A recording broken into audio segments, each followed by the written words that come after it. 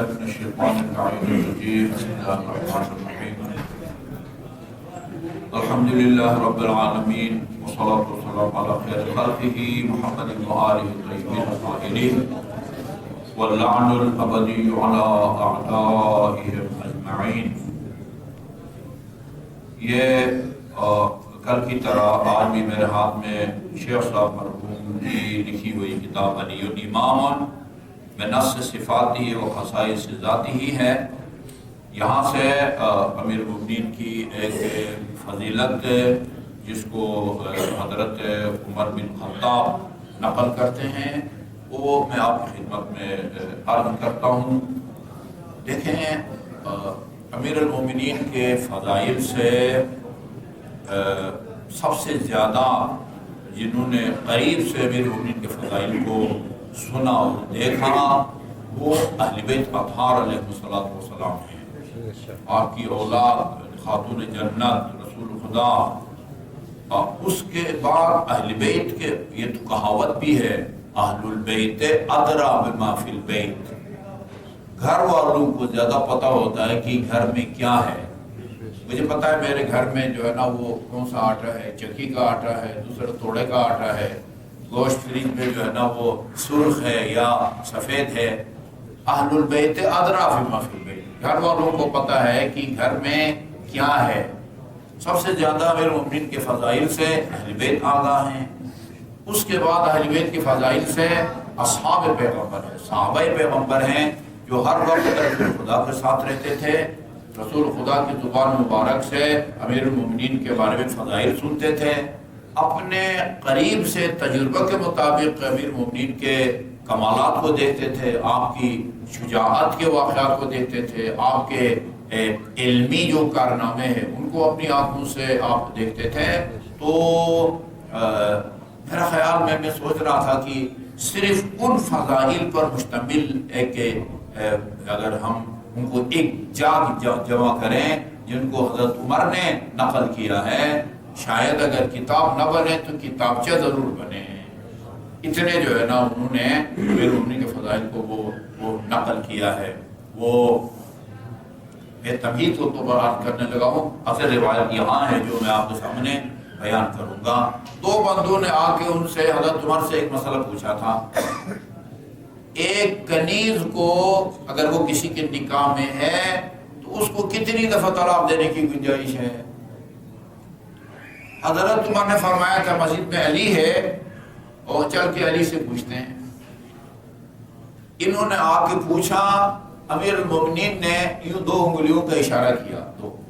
تو یہ وکٹری کا نشان نہیں ہے، ٹھیک ہے نا بھائی. 2 دفعہ طلاق، آزاد خاتون کو 3 دفعہ طلاق دینے کی گنجائش ہے، پھر بائن ہو جاتی ہے، بعض اوقات حلالے کی ضرورت پڑتی ہے. کنیز کو 2 دفعہ طلاق دینے کی گنجائش ہے. حضرت عمر نے فرمایا چلو وہی مسئلہ حل ہو گیا. باہر نکل کے انہوں نے کہا کہ آپ کو ان پر اتنا اعتماد ہے کہ وہ بولے بھی نہیں ہیں. وہ 2 انگلیوں کا اشارہ کیا ہے اور اسی پر آپ نے اعتماد کر لیا ہے، بھروسہ کر لیا ہے. تو انہوں نے فرمایا حاکم نیشاپوری نے اس کو نقل کیا ہے. تمہیں پتہ ہے میں تمہیں کس کے پاس لے کے آیا ہوں؟ میں تمہیں اس کے پاس لے کے آیا ہوں کہ لو وضع، یہ رسول خدا کی حدیث نقل کی، لو وضعت السماوات السبع والارضین السبع فی کفۃ میزان ووضع ایمان هذا فی کفۃ الاخرى لرجحت کفته. اس مضمون کے ہے اگر تمام آسمان اور زمین کو نا کسی ترازو کے ایک پلڑے میں رکھو اور دوسرے پلڑے میں اس کے ایمان کو رکھو، وہ پلڑا جو ہے وہ زمین پر بیٹھ جائے گا جس پر امیر علی کا ایمان رکھا گیا ہوگا. اچھا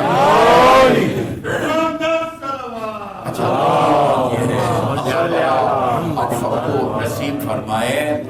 میرا پروگرام بن رہا تھا ابھی نا 15 رمضان سے جو ہے نا وہ آخر تک حرم امیر المؤمنین میں ایک مجالس کا پروگرام تھا، لیکن بدقسمتی سے انہوں نے واپسی کا ٹکٹ جو ہے وہ بہت دیر سے وہ دے رہے تھے، 2 شوال کے دے رہے تھے. میں نے کہا میں عید کے لیے میرا واپس آنا جو ہے نا وہ ضروری ہے. تو اب انہوں نے ویزا تو بھیج دیا ہے امیر المومنین نے 2 مہینے کا، لیکن میں سوچ رہا ہوں کہ یہ ضائع نہیں کروں گا اور عید کے بعد جاؤں گا. اور آپ سب جو ادھر بیٹھے ہیں نا، کم از کم ان کے لیے طرف سے ایک زیارت امین اللہ پڑھو.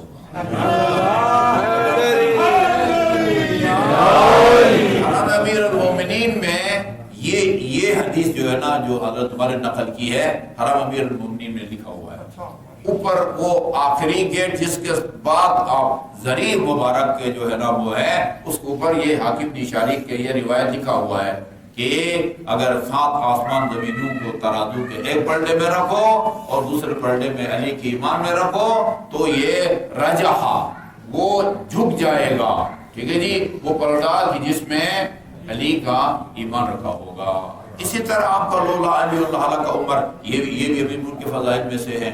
اوروں نے بھی کہا ہے، انہوں نے ایک دفعہ نہیں کئی دفعہ جو ہے نا فرمایا ہے، یا اعوذ من معذرۃ لیس لہا ابو الحسن. یہ بھی ان کی فضیلت ہے کہ یعنی مجھے خدا ایسی مشکل میں نہ ڈالے کہ جس کو حل کرنے کے لیے موقع پر علی موجود نہ ہو. یہ بھی جو ہے نا وہ انہی کی یہ فرمائش ہے. تو یہ ایک روایت یہاں نقل کی ہے. باقی سب راویوں کو وہ کرتے ہیں حدثنی فلان فلان سمعت عمر بن الخطاب. عبداللہ بن عباس کہتے ہیں، عبداللہ بن عباس کہتے ہیں سمعت عمر بن الخطاب یقول، میں نے حضرت عمر کو فرماتے ہوئے سنا، کفوا عن ذکر علی بن ابی طالب.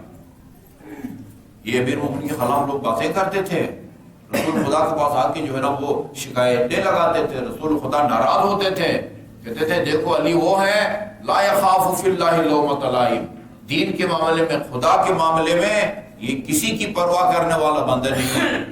روکتے تھے. یہاں بھی دیکھیں کس سختی کے ساتھ منع فرماتے ہیں کہ کفوا عن ذکر علی بن ابی طالب، علی کے ذکر سے باز آ جاؤ. لفظی ترجمہ یہ بنتا ہے یعنی علی کا ذکر نہ کرو، اس کے فضائل بیان نہ کرو. ہاں یہ علی کیا یعنی اپنی زبان پر علی کے خلاف جو ہے نا وہ کوئی بات وہ لانے کی جرات نہ کرو. کفوا عن ذکر علی بن ابی طالب، اس کے ذکر سے بعد آ جاؤ. فقد رأیت من رسول اللہ صلی اللہ علیہ وآلہ وسلم فیہ خصالا، میں نے رسول خدا کی زبانی امیر المومنین کے بارے میں، حضرت علی کے بارے میں ایسی خصلتیں، فضائل یا کمالات سنے ہیں. لَأَن تَكُونَ لِي وَاحِدَةً مِّنْهُنَّ فِي آلِ الْخَطَابِ أَحَبُّ إِلَيَّ مِمَّا طَلَعَتْ عَلَيْهِ الشَّمْسُ. ان میں سے ابھی نمبر شمار کریں کہ شاید 10 ہیں ایسی خصلتیں، فضائل میں نے سنی ہیں کہ اگر ان میں سے ایک فضیلت بھی ہم آل خطاب میں ہوتی، یہ دنیا و ما فیہا سے ہمارے لیے بہتر تھی. ایک فضیلت جو ہے جو رسول خدا نے بیان کی ہے، تو یہ ایک بھی ان میں سے ہوتی تو یہ آل خطاب میں ہوتی تو بہتر تھی. مثلا شمس کنت انا و ابو بکر، چنانچہ فرماتے میں، حضرت عمر فرماتے میں، ابو بکر، ابو عبیدہ، کوئی ابو عبیدہ جراح ہوگا، ابو عبیدہ، فی نفر من اصحاب رسول اللہ صلی اللہ علیہ وسلم، رسول خدا کے ہم تینوں کے علاوہ اور بھی کچھ رسول خدا کے صحابہ تھے. فانتہیت الی باب ام سلمہ، ہم جناب ام سلمہ کے گھر کے دروازے تک پہنچے. وعلی قائم علی الباب، اور اس موقع پر حضرت علی دروازے پہ کھڑے تھے. فقلنا اردنا رسول اللہ صلی اللہ علیہ وسلم، ہم رسول خدا سے ملنے آئے ہیں. اچھا جی،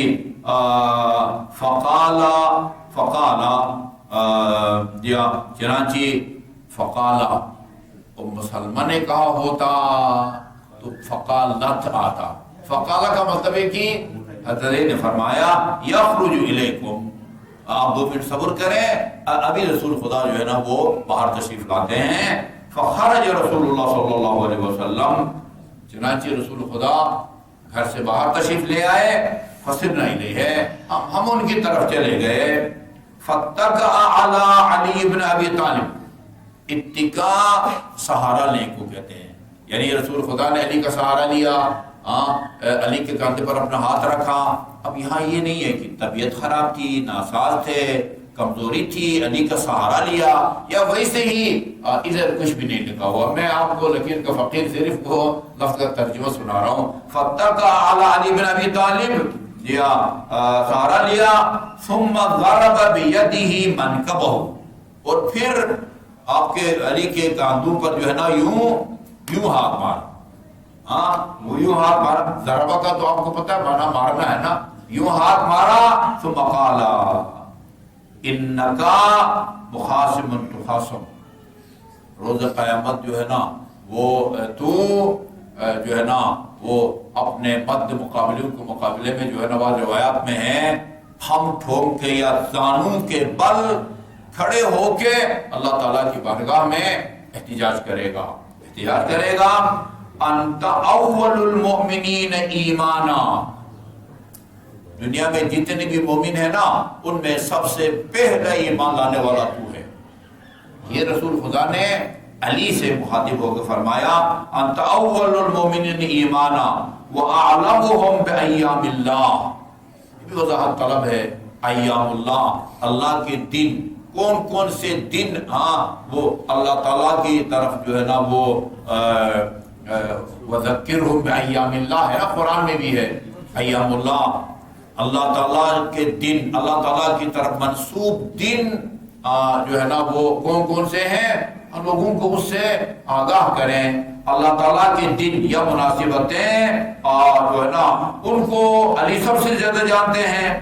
اوفاہم بعہدہ، اوفاہم بعہدہ، سب سے زیادہ وعدے کو وفا کرنے والے ہیں، سب سے زیادہ رسول خدا سے جو وعدے کیے تھے ان کو سب سے زیادہ وہ پورا کرنے والے علی ہیں۔ اقسمہم بالسویہ، سب سے زیادہ برابری کی بنیاد پر تقسیم کرنے والے ہیں۔ سگی بہن ام ہانی وہ آتی ہے امیر المومنین کی خدمت میں اور وہ بیت المال میں سے جو ہے نا وہ اپنا حصہ مانگنے آتی ہیں۔ شاید کوٹا جو تھا وہ 30 درہم کا تھا، 30 درہم دیے اپنی سگی بہن کو۔ ان کی موجودگی میں ایک حبشی خاتون آئی، اس کو بھی 30 درہم دیے۔ اچھا توقعات ہوتی ہے سگا بھائی بھی تو آیا تھا نا عقیل، اور جو رد عمل لے کے گیا اس کو نہج البلاغہ میں عجیب انداز میں جو ہے نا وہ بیان کیا ہے۔ سگا بھائی ہے، سگی بہن ام ہانی سگی بہن ہے، کہا میں آپ کی بہن ہوں، حاکم وقت کی بہن ہوں، عرب ہوں، ہاشمی ہوں، آپ نے مجھے بھی جو ہے نا وہ 30 درہم دیے ہیں، اور یہ غیر عرب ہے اور حبشی خاتون اس کا بھی اتنے ہیں۔ امیر المومنین نے فرمایا مجھے قرآن نے جو ہے نا وہ تبعیض یا تفریق کا سبق نہیں دیا، علی نے یہی نہیں لکھا ہوا کہ سگی بہن آئے تو اس کو زیادہ دے دو اور ایک حبشی خاتون آئے تو اس کو یہ ہے اوفاہم اقسمہم بالسویہ اور افہم بالرعیہ، خدا کی مخلوق کہیں یا عوام پر سب سے زیادہ مہربان اور رحم کرنے والا، سب سے مہربان اور رحم کرنے والا۔ انت عاضدی، عضد اس کو کہتے ہیں، تو میرا دست و بازو ہے، مطلب انت عاضدی تو میرا دست و بازو ہے، وغاسلی، تجھے مجھے جو ہے نا وہ غسل بھی تو ہی دے گا۔ اس دن عرض کیا تھا وہ ادھر مدینہ میں نا بیر غرس ہے، بیر غرس سے ابھی اس کا پانی ابھی بھی نکل رہا ہے، کولنگ سسٹم ہے اور نہایت شیرین میٹھا جو ہے نا وہ پانی ہے۔ ادھر بیر غرس ہے تو اس کے سامنے یوں دیوار کے اوپر بہت بڑی روایت لکھی ہوئی ہے، عربی میں اس کا متن بھی ہے، کتاب کا حوالہ بھی ہے اور انگلش میں ترجمہ بھی ہے، لکھا ہوا ہے یہ وہ چشمہ ہے جس کے بارے میں رسول خدا نے حضرت علی سے وصیت فرمائی تھی کہ جب میں اس دنیا سے جانے لگوں تو اس پانی سے مجھے تو نے غسل دینا ہے۔ اور امام محمد باقر علیہ السلام نے امام زین العابدین کو بھی اسی پانی سے غسل دیا ہے۔ یا تو میرا دست بازو ہے، مجھے غسل بھی تو دے گا، ودفننی ودافنی مجھے دفن بھی تو کرے گا. والمتقدم الا کل شدیدۃ وکریہا، تمام سختیوں میں، مصیبتوں میں اور مشکلات میں، خطرات میں سب سے آگے آگے اور کودنے والا تو ہے. سب سے پیش ہے کہاں؟ فی کل شدیدۃ وکریہۃ، ہر سختی میں اور ہر خطرے کے میدان میں سب سے آگے آگے تو ہے. ولن ترجع بعدی کافرا، یہ ہمیں تو اس کا ترجمہ کرتے ہوئے وہ لگتا ہے تو کبھی بھی میرے بعد جو ہے نا وہ بھٹکے گا نہیں. کبھی بھی تو بھٹکے گا نہیں. اسی لیے امام زین العابدین نے دربار یزید میں جو خطبہ دیا تھا، 80 فضائل جو امام زین العابدین نے بیان کیے، ان میں ایک یہ تھا میں اس کا بیٹا ہوں، انا ابن من لم یکفر باللہ طرفۃ عین، میں اس علی کا بیٹا ہوں جس نے ایک چشم زدن، پلک جھپکنے کے بارے میں خدا کا انکار نہیں کیا. جی نہ رسول خدا کے زمانے میں نہ رسول خدا کے بعد دیا کافرہ. وانت تتقدمنی بلواء الحمد، روز قیامت لواء الحمد تیرے ہاتھ میں ہوگا اور میرے آگے آگے جا رہا ہوں. تتقدمنی یا بلواء الحمد وتذود عن حوضی، اور حوض کو سر سے جو نااہل اور غیر مستحق ہوں گے ان کو بگانے والا بھی تو ہوگا. زاد یذود کا مطلب ہوتا ہے کسی کو ہٹانا، بھگانا. یہ اہل کو پلائے گا اور جو نااہل ہوں گے انہیں کہیں گے کہ بھائی وہ فلان جگہ نلکا لگا وہ ہینڈ پمپ ادھر سے جا.